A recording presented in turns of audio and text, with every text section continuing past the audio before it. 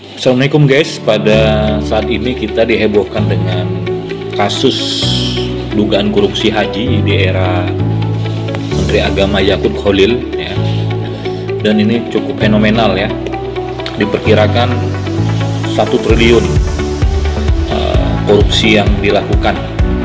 Nah, sebenarnya bagaimana kronologis proses terjadinya korupsi ya? Ini diawali dari kunjungan Presiden Jokowi ke Arab Saudi sehingga mendapatkan kuota tambahan sebesar 20.000 jamaah.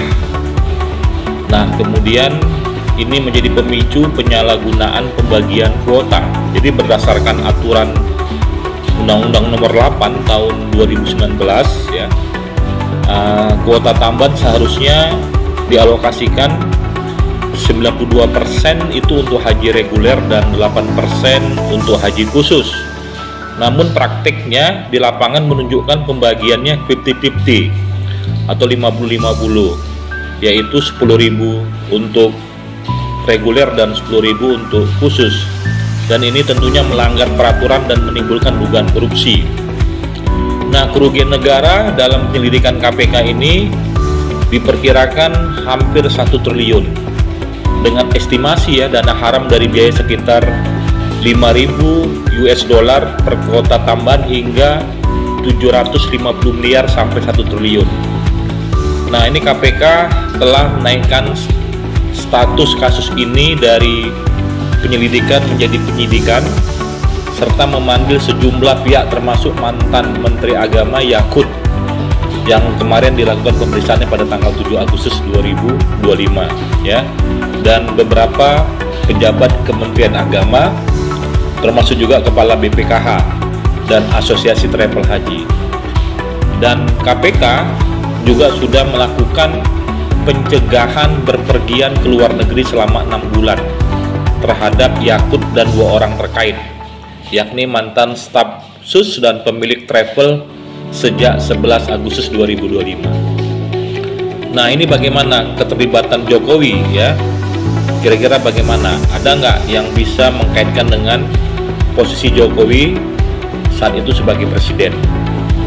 Nah, ini Wakil Ketua KPK menyatakan bahwa penambahan kuota 20.000 yang diusulkan dalam kunjungan Jokowi ke Saudi sekarang ya sedangkan dikaji sebagai bagian dari penyelidikan, karena dari situlah dugaan penyimpangan muncul.